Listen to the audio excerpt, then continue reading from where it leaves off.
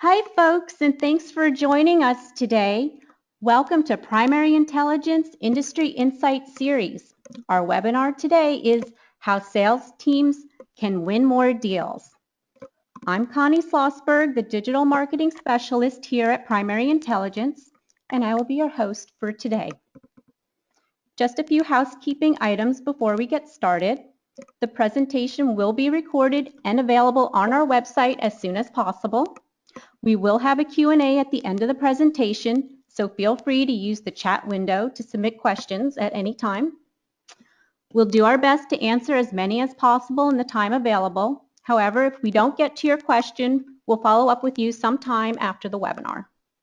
Also, we're live tweeting today, so feel free to join the conversation. Use hashtag #BuyerNeeds. Okay, I'm excited for today's webinar because we have two presenters who will share advice on winning more deals. First, we have Carolyn Galvin. Carolyn has been working in the intelligence space for 20 years as a consultant, teaches at the University of Maryland, and serves as our Director of Industry Insights. We also have John Holland today. John has over 20 years of sales, management, and consulting experience. He is the Chief Content Officer, co-founder, and co-author of Customer-Centric Selling. I know you guys want to hear what they have to say, so on that note, Carolyn, John, are you ready? Sure are, Connie. Thanks very much to Connie for that wonderful introduction, and thanks to all of you for joining us today. We're really excited to share with you some strategies for winning more deals. We do have a lot to cover, so let's go ahead and get started. On our agenda today, we will start off with just a brief background about both primary intelligence and customer-centric selling.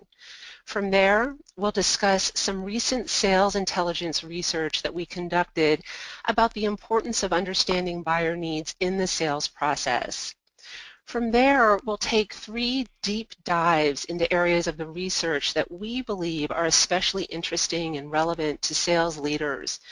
These 3 areas include organization size, decision date, and cultural differences.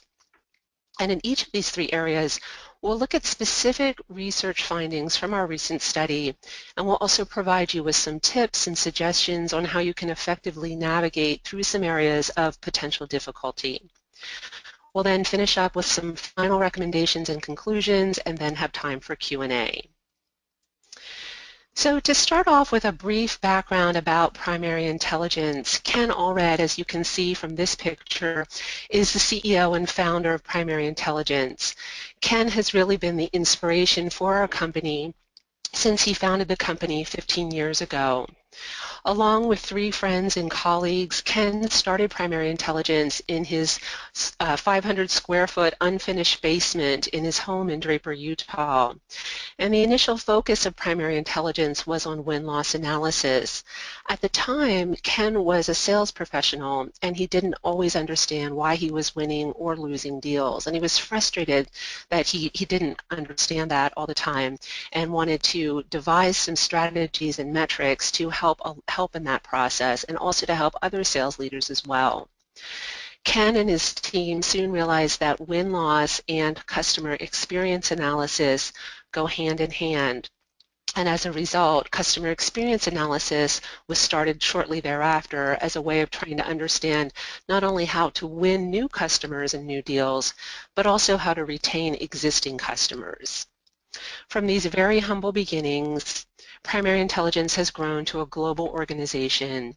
I won't read all of these different bullet points for you, but I would just point out the first bullet, which is that we manage close to 600 win-loss and customer experience programs for our clients around the world. And then the final bullet, in which we work with 6 of the Fortune 20 companies.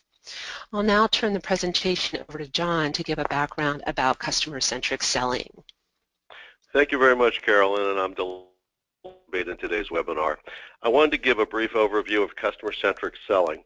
We launched the business in 2002 and recruit a worldwide network of business partners.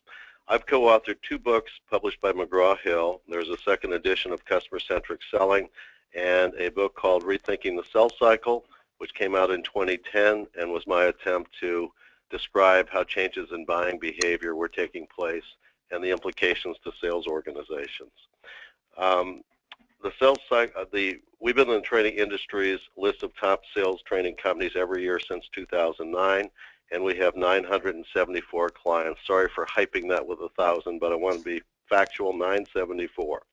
We help clients create sales-ready messaging to load the lips of their sellers to more consistently position offerings when calling on executives. We recognize that people don't like to be sold, so our focus is on product usage and empowering buyers to achieve business outcomes. We help clients identify and share best-selling practices so they can drive higher revenue and improve sales forecast accuracy. Great. Thank you so much, John. So we'll now turn to the understanding the importance of buyer needs. And this is really the meat of the presentation, helping you to win more deals.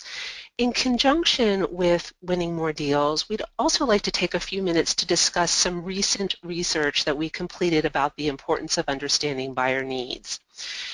At Primary Intelligence, we have a list of 9 standard sales criteria, and I'll show you those 9 standard criteria to you in just a minute. But we use these criteria in our win-loss interviews to determine how effective sales teams are in competitive sales situations, competitive evaluations. One of these criteria is understanding buyers' business needs. And the consultants and the analysts at Primary Intelligence, they had a strong hunch that understanding buyer needs was critical in terms of winning new deals in competitive sales opportunities. This was something that comes up very frequently in our discussions with B2B buyers. We wanted to see at Primary Intelligence, we wanted to see quantitatively if the data bore that out, if understanding buyer needs really was one of the, if not the most important of those 9 standard criteria. And as you can see, the list of 9 sales criteria on this slide, the top of the list is understanding buyer needs. It turns out that not only was understanding buyer needs important, it was overwhelmingly the most important criteria that buyers are using to judge sales effectiveness in competitive evaluations. The next most important criteria is product knowledge, and only 15% of respondents chose this criteria compared to 35% who chose understanding buyer needs. Now, at Primary Intelligence, we see no reason why sellers' ability to understand buyers' business needs will decline in importance in either the near or the long term. We literally do thousands of telephone interviews with B2B buyers every year, and respondents voice their praise for sales teams to really take the time to understand their needs, their environments, their markets, their competitors.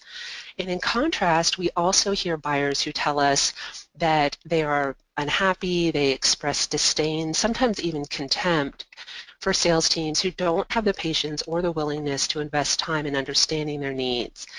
They're quick to pick up on sales professionals who only want to make a fast sale, who want to move on quickly, and they really resist, B2B buyers resist purchasing from these types of sellers in the future.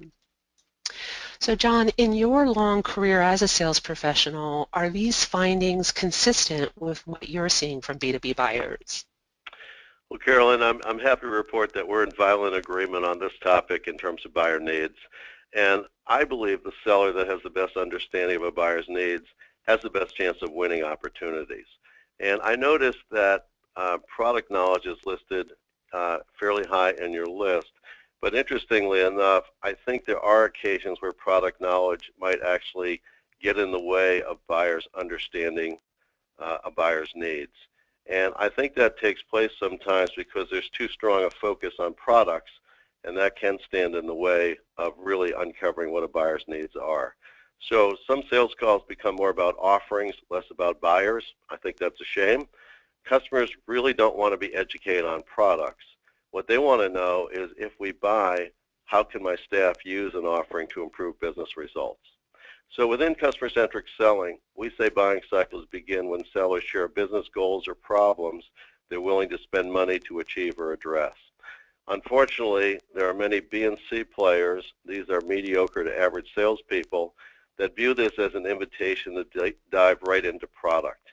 In my mind, it's the equivalent of entering a dark cave without a flashlight. By that I mean they're likely to mention product features that aren't relevant to buyer issues. In contrast, A players, who are top performers, have a lot more patience. After a buyer shares a goal, they find needs by probing with diagnostic questions. They realize that buyers that can't achieve desired business outcomes usually don't know the underlying reasons that they can't do so. So these sellers help uncover those reasons and bring value into the conversation. With that said, there are still many challenges to uncovering buyer needs. Sellers have to be careful not to get in product price discussions too soon. They have to ask relevant questions to develop buyer needs. They have to listen to the buyer responses. And in my mind, based upon the way buyers answer questions, sellers should then offer only the capabilities that are relevant to achieving the desired outcome.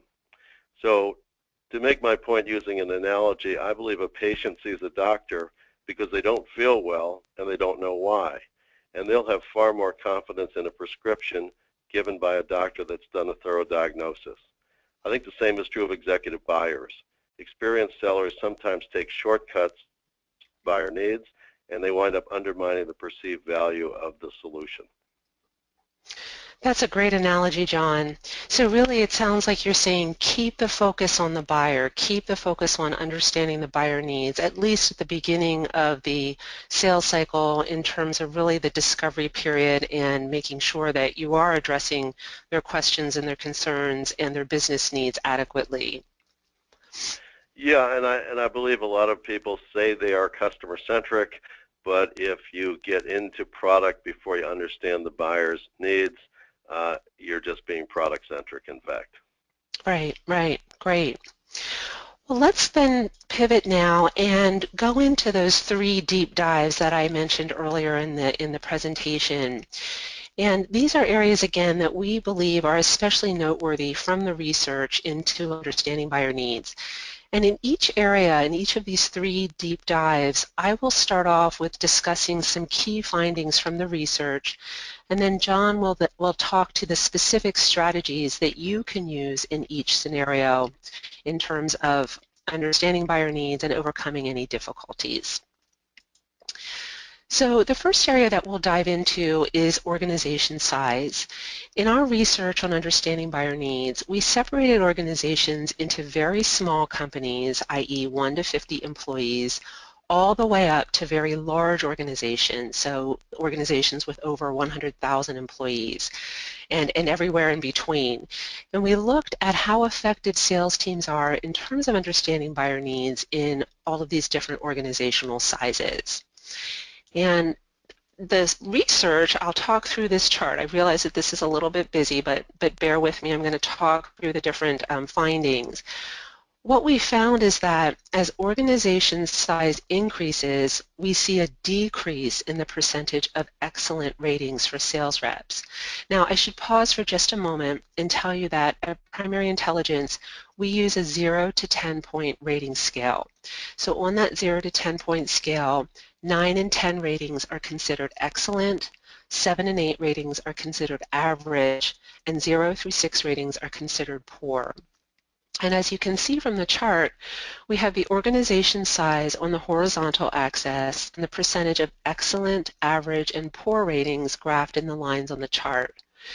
If we look at the top line, the green line, which is the line for excellent ratings and understanding buyer needs, we can see that the percentage of excellent ratings is 89% for very small organizations, so those with 1 to 50 employees. However, it gradually drops as the organization size increases, so that by the time we reach 100,000 employees or greater, only 64% of buyers are rating sales teams as excellent in terms of understanding their business needs.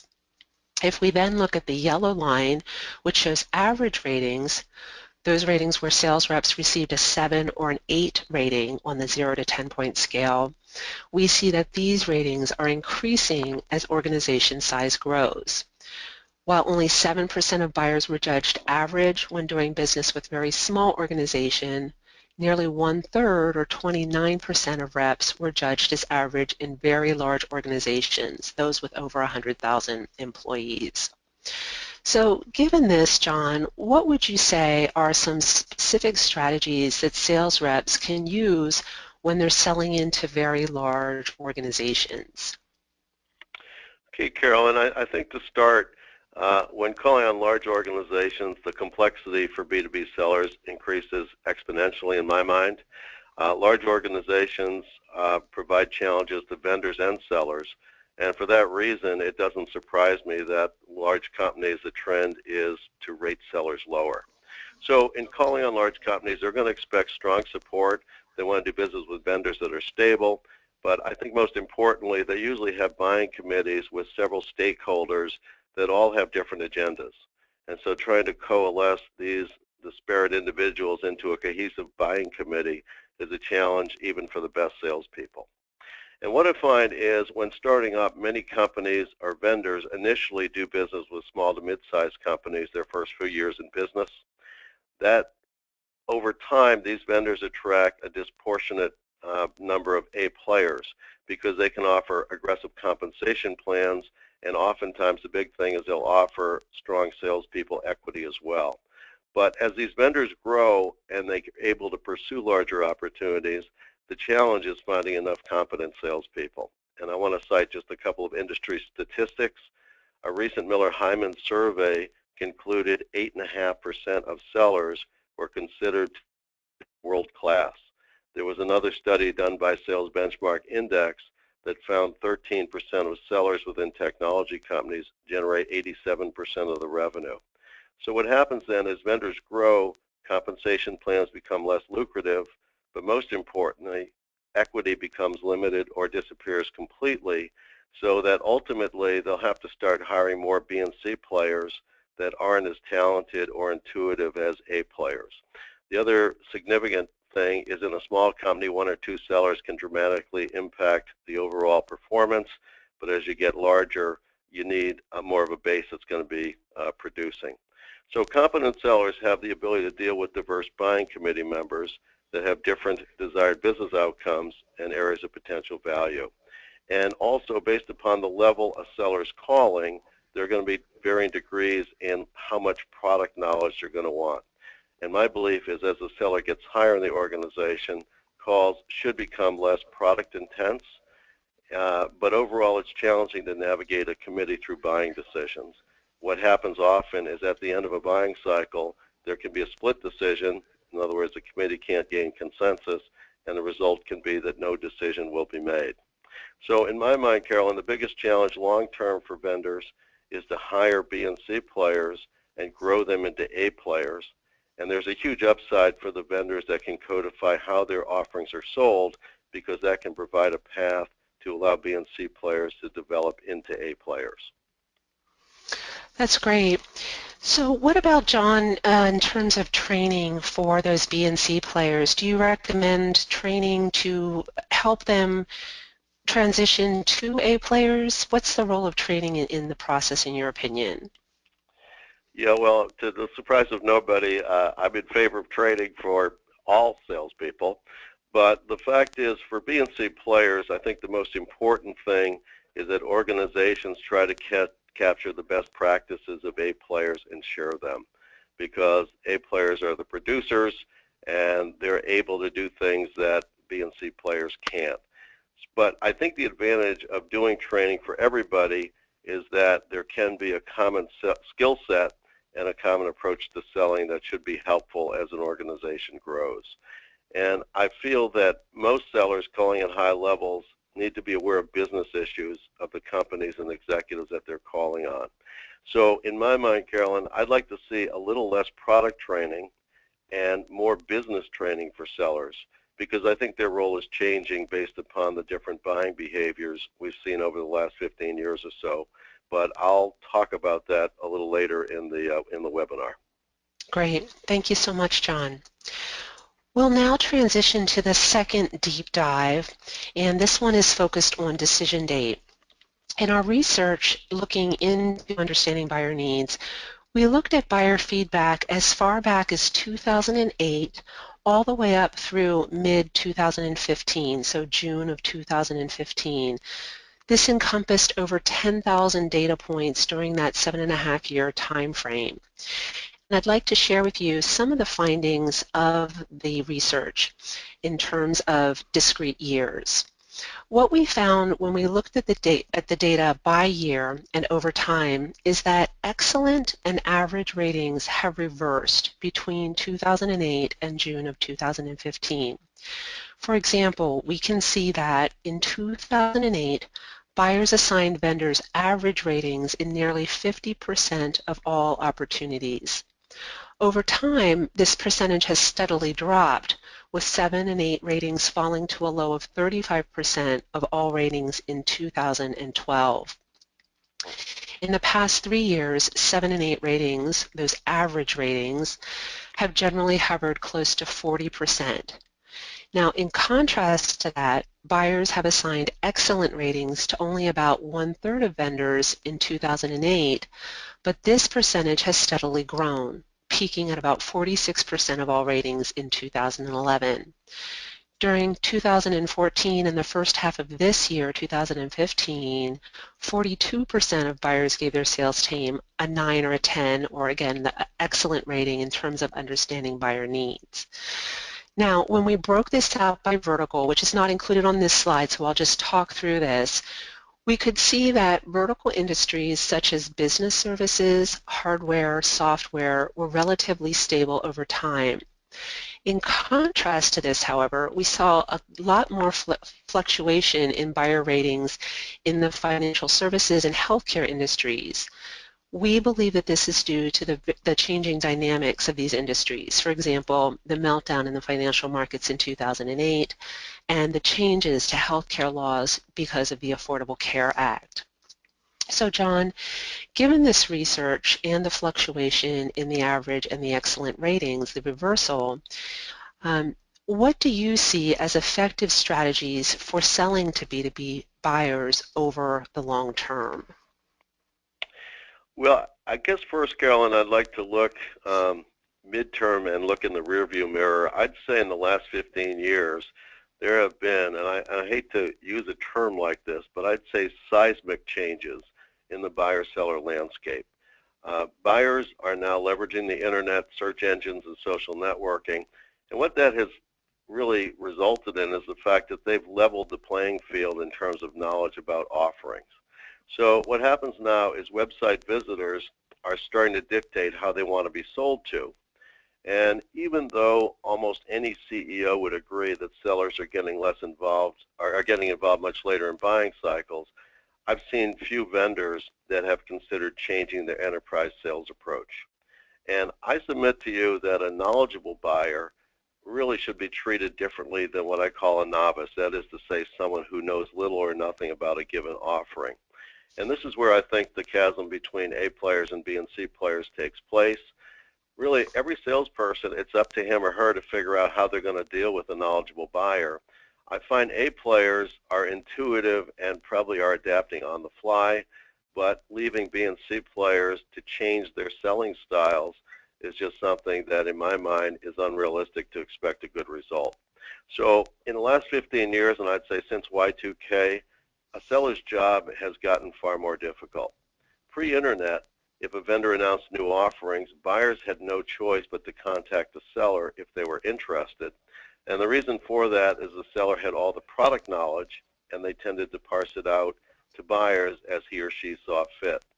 In the last 5 to 7 years, buyers are much further along in understanding offerings. And in many instances, they've researched not only the seller they're talking to, his or her company, they've looked at other vendors in the space. So what that ultimately means is that salespeople today don't really get much opportunity to leverage their product knowledge. An executive buyer won't and shouldn't stand still for a product pitch, and for a number of reasons, not the least of which are they don't have the time or inclination to do so.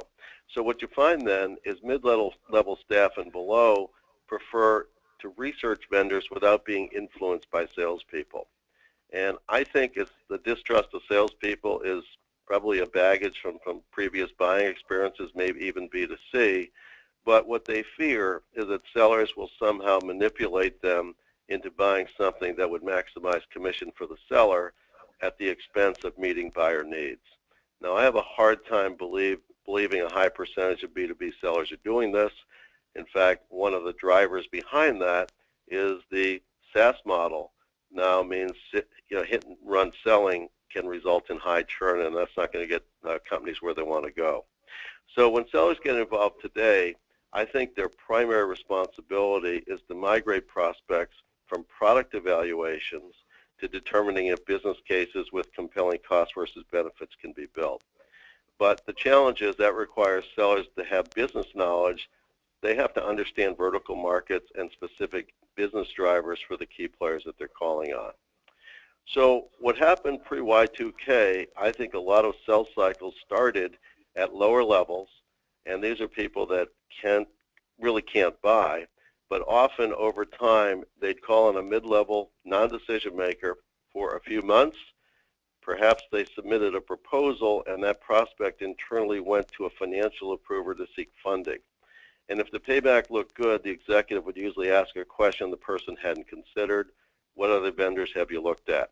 So what would happen, Carolyn, at that point, the buyer, or I should say the researcher, the mid-level person, is going to bring in 2 or 3 other vendors, really with the intent of having them lose quickly because he or she wants to justify the column A decision they already made. And what happened back then, I'd say 75 to 80% of wins resulted when someone started as column A. But what's happening now is I think the percentage of sales cycles starting at low levels is growing because buying behavior is driving it that way. So what happens is most of the people doing the research are really not buyers. They're more researchers. And so there's a big trend in terms of how many quote-unquote buying cycles start that way. So a knowledgeable buyer is going to, I think by definition, Carolyn, find sellers to be less helpful and competent because what they look to them to provide is product knowledge, which they've already gotten from the internet. As I mentioned, they tend to do vendor comparisons in parallel versus series. So in other words, if they do a Google search, they see there's 10 vendors in the space. They probably want to get that down to maybe 5 vendors. They can get to a short list without talking to a salesperson. And the requirements now, there's no longer any column A. It's vendor 1, 2, and 3 because the requirements will be an aggregate of everything they've seen in their research. And to back that up, Corporate Executive Board's latest research says up to 70% of buying activities are complete before sellers get involved. So what I think that means is there's an ever-increasing reliance upon these inbound reactive leads, but I'd ask a question, and the question is, of the people that are doing the research, how many can actually buy? How many have a budget or an initiative that the company has? How many have thought about value? And what percentage are really just curious and learning about offerings? So what I find today is the only way for salespeople to become column A is if they can proactively contact key players. And that really affords them 3 huge advantages. Number 1, they can target the right profile company versus what I call in-basket selling, just seeing who comes to the website. When you're calling at high levels, they almost qualify themselves because if there's something going on, the executive will, probably accelerate it. If there's nothing, they'll just look at the salesperson and say, I don't see any reason to follow up, so they'll disqualify themselves. And ultimately, it would be a top-down selling approach, and that should afford shorter sales cycles, higher win rates, and larger transactions. One of the things that's interesting is that executives aren't tied up by the lack of budget. What they have the ability to do, Carolyn, is actually look at the planned expenditures, and if they see a better return on investment, they can actually just reallocate the funds. So I think all of this is happening because of the relationship between sales and marketing. In the 90s, the integration of sales and marketing was a very hot topic that dropped off the radar screen. I think mostly because there weren't many people that had done a good job of integrating sales and marketing. But very quietly, almost without a shot being fired, in the last 5 to 7 years, marketing got responsibility for the top of the funnel. And it made sense because there was a huge amount of inbound traffic that sellers shouldn't be nurturing because they're worried about what they can sell this month and this quarter. But what happened without a lot of thought is that marketing's role in biz dev changed from strategic, which would be providing personas, lists, collateral, sales, and allow sales to execute. Now they were put in a tactical role, and what they had to do then is try to qualify visitors, which they'd never done before. So they made a logical decision. Let's grade activity. Let's see how many visits, duration, pages looked at. And if someone scores high enough, they'll be considered a prospect. But I would submit to you, if you're selling a complex B2B offering, it's virtually a guarantee that that person is a researcher, not a buyer, because executives don't have the time and there's not the content on websites to have them come back and score high enough. So what happens then is I think marketing, through no fault of their own, mistakes activity for progress, and they treat people coming in as buyers when in fact they should be viewed as coaches or champions that hopefully can give a seller access to a higher level. And the biggest irony in my mind is the key players of the companies that are evaluating without their knowledge, they have no idea this is going on. So while a vendor has a cost of sales, and I view that as it's going to be high if they're calling out unqualified opportunities and buyers, well, guess what? There's a fair amount of expensive talent within prospect organizations that are doing research, and I guess ultimately what seems strange to me is all the changes that are going on in buying and some reaction selling, they're all being driven by mid to lower level people that are visiting websites, and it's just amazing to me.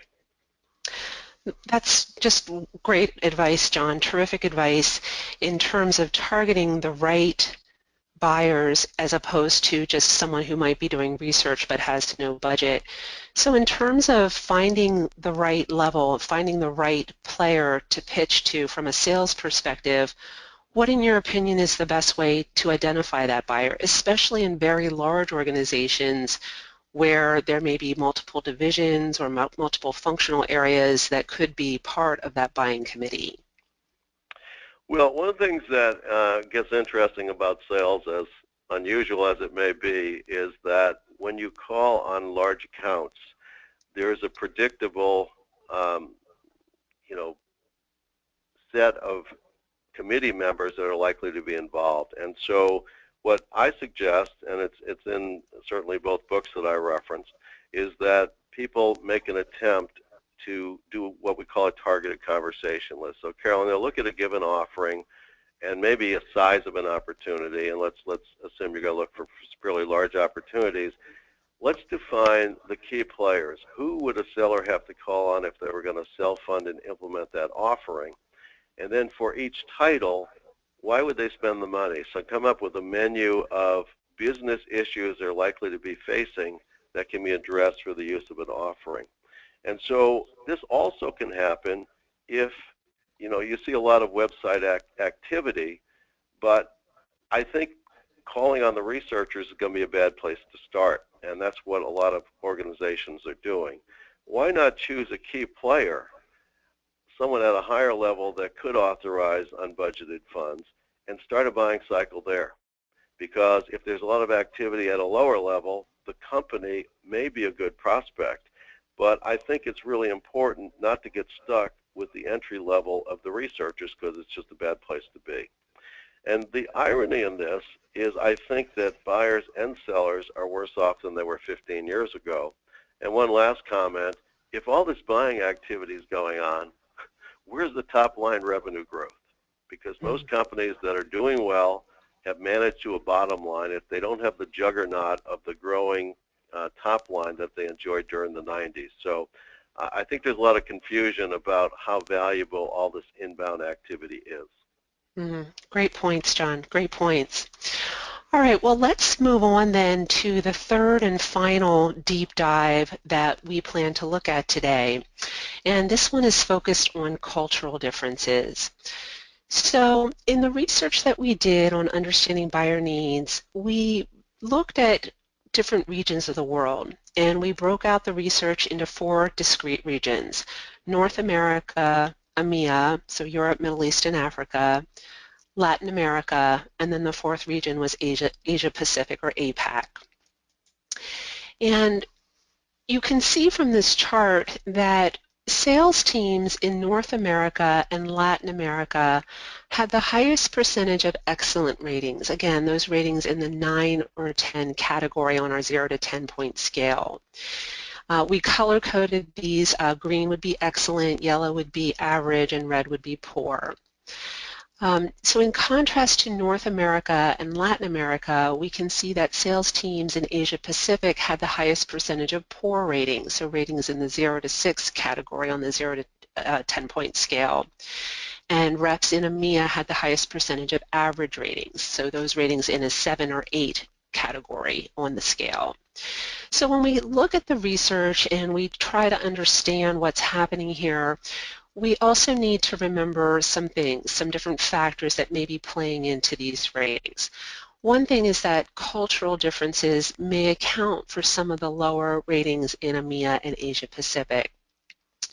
We've found and know that there is a greater propensity for individualistic cultures, so cultures such as the United States, to have what we call more extreme responses, so a greater likelihood to choose answers on either end of the rating scale, so either at the very low or at the very high end of the scale. In contrast, collectivist cultures, so cultures such as Asia Pacific, tend to choose more safe survey responses in the middle of the scale. And when we look at Hispanic responses, research has found that Hispanics often associate sincerity with choosing one endpoint on the rating scale, so choosing either the high or the low end of the scale. And so as a result, ratings by Latin American respondents have a higher average than groups in Asia Pacific and EMEA and tend to be more comparable to US ratings. Additionally, in some of the EMEA responses that Primary Intelligence has collected for our clients in the past, average responses from EMEA participants generally hover around 5 or 6 on the 0 to 10 point scale. So again, that's an average rating of 5 or 6. In contrast, though, average ratings for North American and Latin American respondents generally hover around 7 or 8 on the same scale. So again, just a shift there in terms of where the average point is in the rating scales for different culture. And finally, language barriers could be impacting the scores as well, especially if the survey was not translated, or if the translator was not used by a respondent, or if the respondent had a poor command of English, or the interviewer had a poor command of the respondent's native language. So given these findings, John, what do you see then as some particularly effective strategies for selling to buyers from different cultural backgrounds? Well, Carolyn, I guess there's good news and probably not so good news. So let me deliver the good news first. And that is that once a buyer, virtually any place in the world, shares a goal or a business problem, the need development steps are the same regardless of language. So in other words, do a good diagnosis, understand the buyer needs, and then present just the pieces of your offering that are going to make sense. So from that standpoint, it's pretty straightforward. And customer-centric selling, we do have, business partners around the world. It is taught worldwide, and the process works. But there are challenges, and there have to be adjustments. And I've got 3 areas that I wanted to discuss. And the first one is rapport. So when you're starting a call, there are some significant differences. And what I find interesting is, let's start with the United States. And just think, in the Northeast, you're in Boston or New York, you're meeting a buyer for the first time, you shake hands, and pretty much the buyer's going to say, especially in New York, what do you got for me? And the seller better be ready with a pretty coherent message, or it's going to be a short and a violent meeting. Now what you find is, in my experience, if that call goes well, the small talk and rapport happens at the end of the call. Now think for a minute, making a call on a buyer in a southern state almost for sure there's going to be some chit-chat that will go back and forth before you're going to get down to business. So when I think about it, there are several different regions of the United States, and rapport is different there. If I look at Canada, you know, neighbors, same continent, all that good stuff, the fact is there's many instances where they may be more formal, so that a seller may not be on a first name basis with a buyer because it is a little more formal than that. So a suggestion then is, when I do any classes internationally, I always treat rapport as a discussion versus a lecture, because it's going to be important to understand what they're doing, what will work, and then sort of selectively suggest some things that they might be able to incorporate. But the key thing is it's got to be consistent with the culture. If it's not, it's just not going to work. One of the other major differences that I see is, in the United States, we're not a hierarchical society. So in other words, a salesperson can call on a CEO and be on first name basis. And what you'll find in many non-US cultures, there's much more of a pecking order. And I'll give you an example. If in the UK, if a salesperson is working with a mid-level manager and wants to meet with a managing director, there's a very high probability it's going to be 4 participants in the meeting. It's going to be 2 from the prospect, the manager and the managing director, the salesperson, and in fact a managing director from his or her company. So you have to be a little more careful about getting access to power. The other major difference, and the third one I'll talk about, is the pace of buying cycles. And what I find is that buying cycles can be much slower in countries outside the United States. Japan comes to mind. You do the same steps, but it's just going to be a much longer situation. So one of the things, I try to have some fun with it. If I'm doing a class internationally, I always ask students to forgive me, because Americans are always in a hurry and can be obnoxious. And I think what happens, especially on the pace of a buying cycle, it's going to be important that, in fact, the seller not look like someone who's in a rush and trying to push this to closure. They really have to get to a point where they're going to go at a pace that the buyer is going to be comfortable with. It really sounds like, John, from what you're saying and based on your experience, that really being attuned to the needs and the pace of the buyer is key, so that if the buyer does want to go quickly, as the example you cited with the New York buyer, that the seller's ready to go. But if the buyer wants to move slowly and have some chit-chat and discussion beforehand, that's the cue that the seller would pick up on as well. You know, interestingly enough, one of the things that we offer in the workshops is that regardless of where you are, after usually a handshake, first name, last name, our suggestion that the salesperson just be quiet for 3 or 4 seconds, which might seem like an eternity, but what that does, Carolyn, is that allows the buyer to make the decision of, are we going to chit-chat and get to know one another for a while, or are we going to get right down to business? So what we view is, it's almost like visiting someone in their home. The host or hostess is going to set the tone as to how it's going to go, and I think it's important that regardless of where a seller is, that they give the buyer the opportunity to make that initial decision of, do we get right down to business or should we talk a while? That's great. I like that. I like that recommendation of just pausing for 2 or 3 seconds. Wonderful. Some sellers have trouble being quiet that long. I'm sure. I'm sure. Well, that concludes the 3 deep dives that we wanted to talk about. We'll just conclude now with some final recommendations and final statements in terms of the discussion today. And I'll take the first and last one, and John's going to take the second and third bullet here. So in terms of recognizing the significance of understanding buyer needs, I really can't emphasize this enough. In our research, we proved conclusively that this is the #1 criteria that B2B buyers are using to judge sales effectiveness. And if there's any area that you as a sales member or a sales leader are planning to focus on for yourself or for your team, this is the place to start. So this means, for example, that you listen hard when buyers are describing their needs, that you're asking good follow-up questions to let the buyer know that you've heard them and that you understand their pain points. You're probing for details and specifics so that you can make sure that you're matching the appropriate solution to their needs and that you're not giving them features or functions that really make no difference to them. And then finally, summarize the meeting. Summarize it verbally with the individual at the time, summarize it in writing after the call or after the on-site meeting, really wanting to ensure that everyone remains on the same page. Carolyn, before I jump to the second bullet point, you mentioned how important listening is, and I don't think anyone would disagree.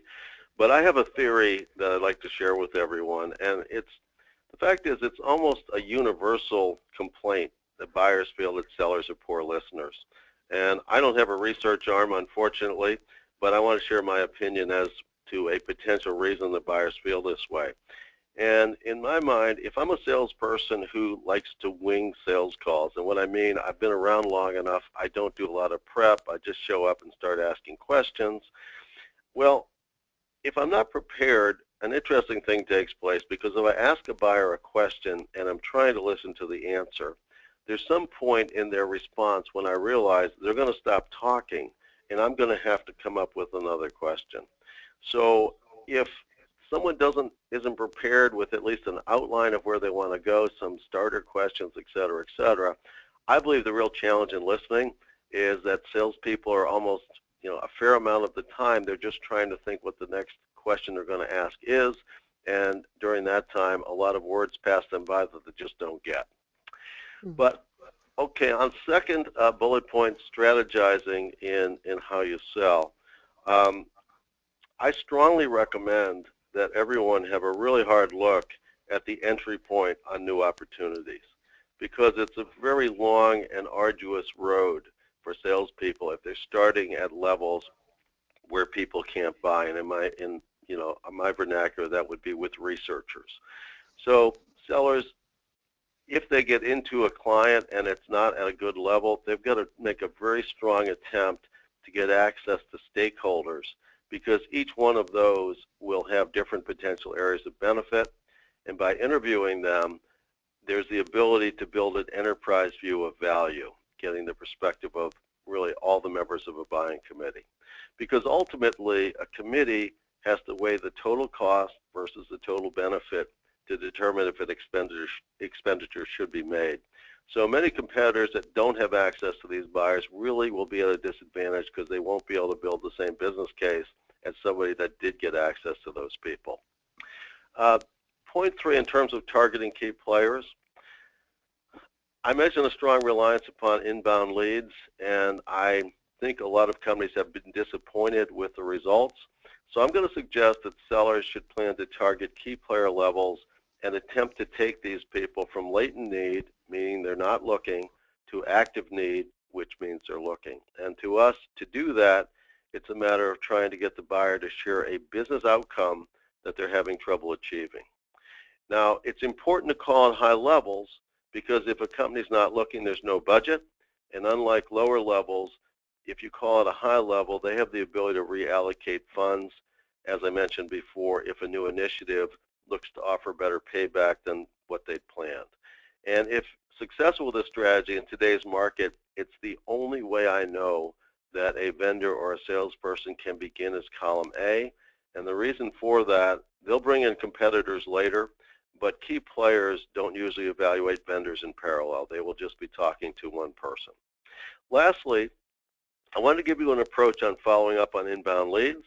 And let's assume you look at a report from HubSpot and it shows you've had a large number of visitors from a company that spent a significant amount of time on your website. Rather than contacting the researchers, which is probably a suboptimal level to get in, remember the targeted conversation list I mentioned? Choose a key player and make a phone call. Something like, Carolyn, let's say you're the CFO, this is John Holland from the ABC company. I want to make you aware that over the last 6 months, 66 staff members of your company viewed 323 pages on our website. With that interest, I wondered if I could briefly introduce my company, share business results we've helped another CFO achieve, and mutually determine if an evaluation of our offerings may be warranted.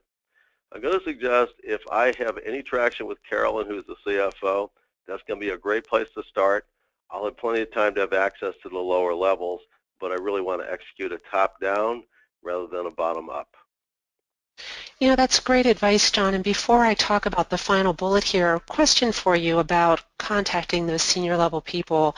How long would you recommend a salesperson continue to follow up with that individual, especially if they're hearing deafening silence from the other person? Well, what I'm going to suggest is that, and I'll cite a couple of, you know, statistics from the American Marketing Association. They indicate a recent study that it takes, on average, 7.2 contacts to reach an executive. The same study found that very few salespeople do more than 1 to 3 attempts. So what that means then is almost by definition it's not going to go well.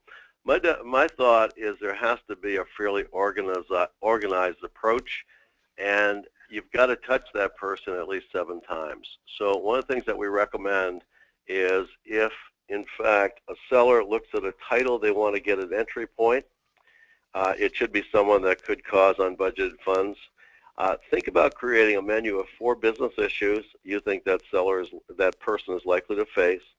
And then with each of those 4 issues, you'll create 20-second scripts if they pick up the phone, a voicemail script if you leave voicemail, an email, and collateral for each. And so it will start with a call, and probably only about 4% of calls will be answered. But if the person picks up, you're going to reference the issue.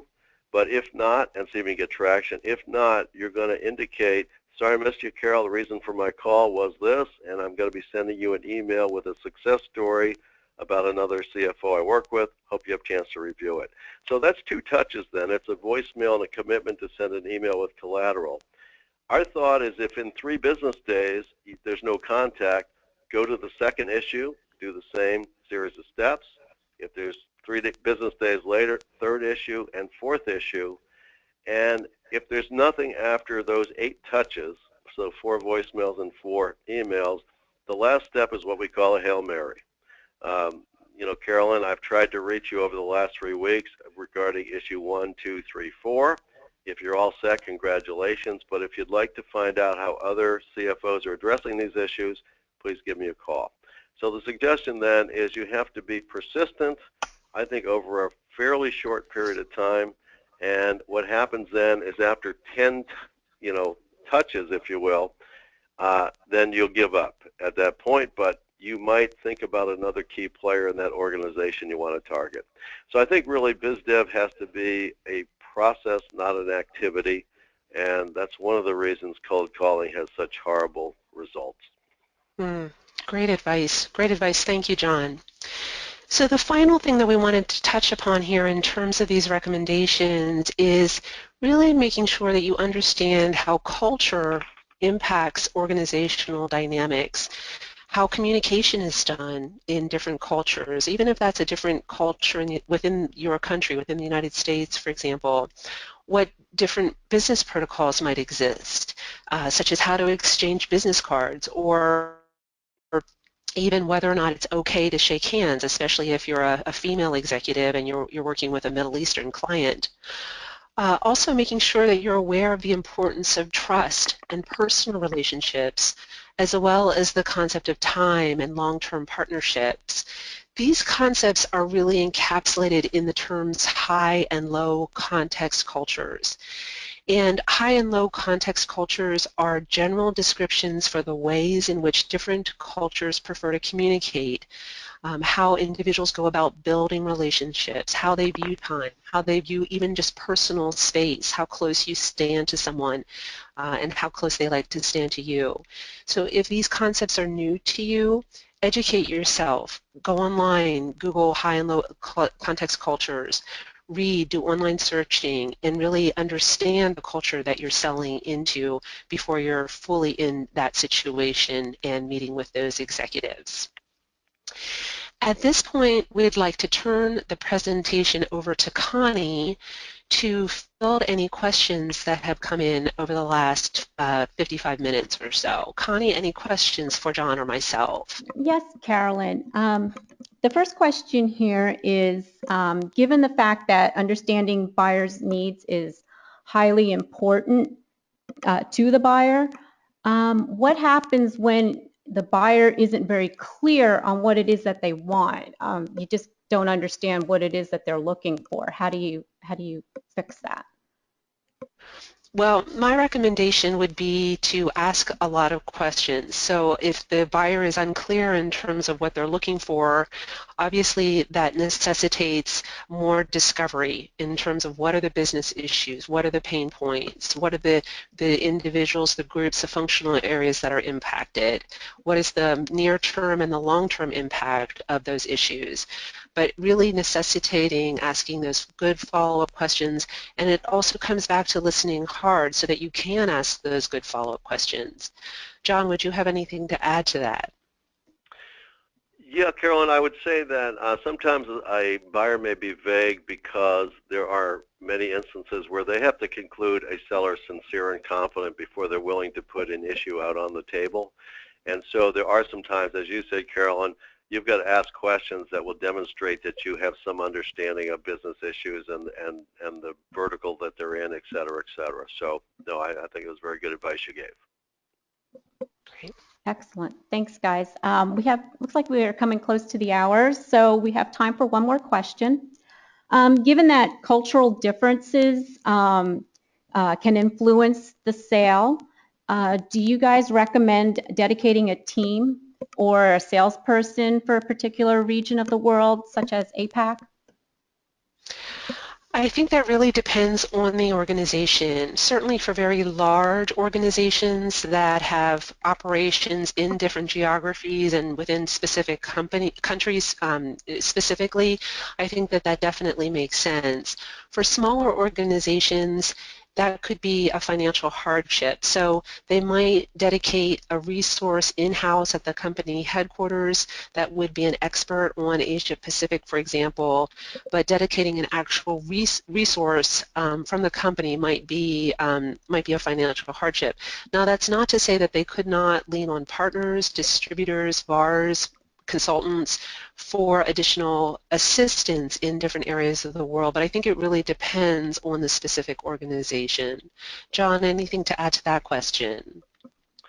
No, I would agree with that, Carolyn, and also one other factor I'd suggest is if a vendor is trying to get into a new region, a new country, whatever, boy, it's so much easier for whomever you're going to put on there full-time if there is at least one client that's seen some results. So some of that might factor into your thinking as well in terms of it's a chicken or egg situation, but really dealing from a position of strength if there's a local reference that will, stand up for you. Great. So we wanted to just conclude the presentation today by giving you more information about both primary intelligence and customer-centric selling. And we've added this slide as an attachment in the GoToWebinar console, and it's entitled Primary Intelligence and Customer-Centric Selling Helpful Links. So you can download this slide specifically so you don't have to write down all of the different URLs, but you can use that as a reference going forward.